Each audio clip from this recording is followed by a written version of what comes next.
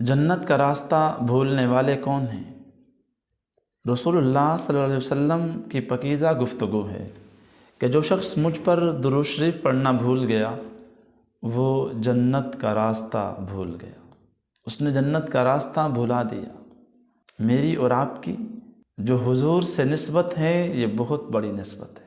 خوش نصیب ہیں ہم لوگ، ہمیں مسلمان ہونے پر، حضور کے امتی ہونے پر ہمیں فخر کرنا چاہیے کہ اللہ نے ہمیں اتنی عظیم شریعت دی، اللہ نے ہمیں اتنا عظیم نبی دیا۔ یہ نسبت ہے نا، بہت اونچی نسبت ہے۔ ہم میں سے کوئی ایسا ہے کہ جو اللہ کے سامنے اپنے نامہ اعمال پیش کرے کہ اے اللہ میں نے اتنی نمازیں پڑھی ہیں، میری سی وی یہ ہے، میں نے اتنی زکوٰۃ دی ہے، میرے نامہ اعمال یہ ہے، میں نے اتنے حج کیے ہیں، میرے نامہ اعمال یہ ہیں، میں نے اتنے عمرے کیے ہیں، اتنی خیرات کی ہے، اتنی نمازیں پڑھی ہیں کہ اللہ کے سامنے ہم اپنی سی وی دکھائیں اور اپنی مغفرت کروا لیں۔ ایسا کوئی ہے؟ ہو سکتا ہے آپ میں ہوں، لیکن میں تو اتنا نکما ہوں، میرے پاس تو نہیں۔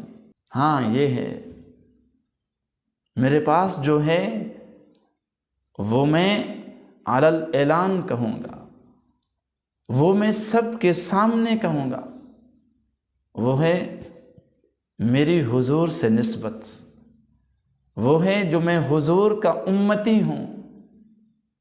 یہ نسبت بہت اونچی نسبت ہے، یہی چیز ہے جو میری اور آپ کی مغفرت کروائے گی۔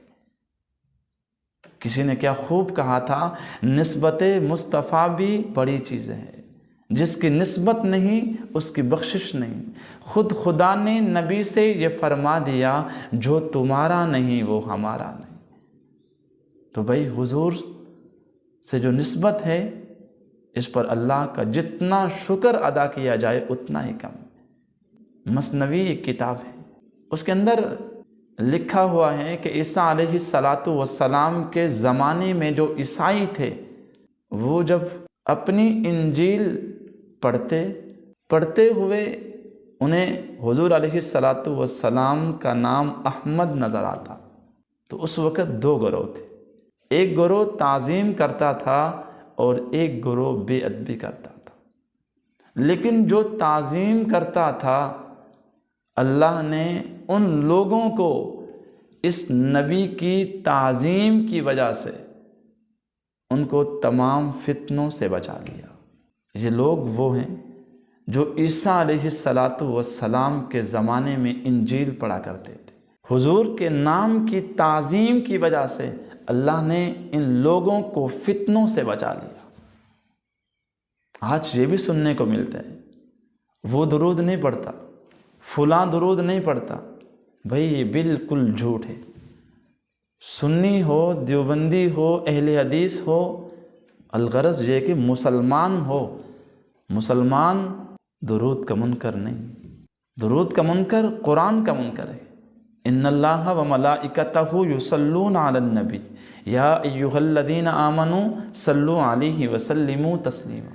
اللہ بھی پڑھتے، فرشتے بھی پڑھتے، اے ایمان والو تم بھی پڑھو۔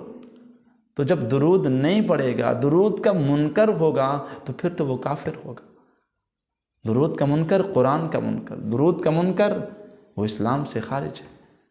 آج ہم سوچتے نہیں ہیں، کسی کے بارے میں کوئی جملہ کہتے ہیں کہ وہ درود نہیں پڑھتا۔ بھائی سب درود پڑھتے ہیں، ہر کسی کا اپنا طریقہ ہے جو حضور سے محبت کرنے کا ہے۔ اس لیے بھائی درود پڑھا کریں، جتنا کثرت سے درود پڑھیں گے حضور کی شفاعت ہمیں اتنی ہی نصیب ہوگی۔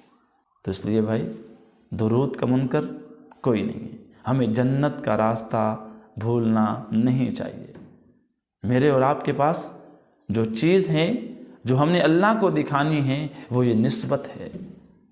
ہاں یہ ہے، درود والی ایسی عبادت ہے، ہم درود پڑھتے جائیں اللہ کے حضور قبول ہوتا جاتا، اس میں دکھلاوا نہیں آتا، اس میں ریاکاری نہیں ہے۔ علماء نے لکھا ہے، بار بار لکھا ہے، اس لیے کثرت سے درود پڑھا کریں، گھر میں ہوں، باہر ہوں، اہل و عیال میں ہوں، آفس میں ہوں، تو درود پڑھا کریں۔ درود ہے تو سب کچھ ہے، درود نہیں تو کچھ بھی نہیں۔ اللہ مجھے اور آپ کو درود پڑھنے والا بنائے۔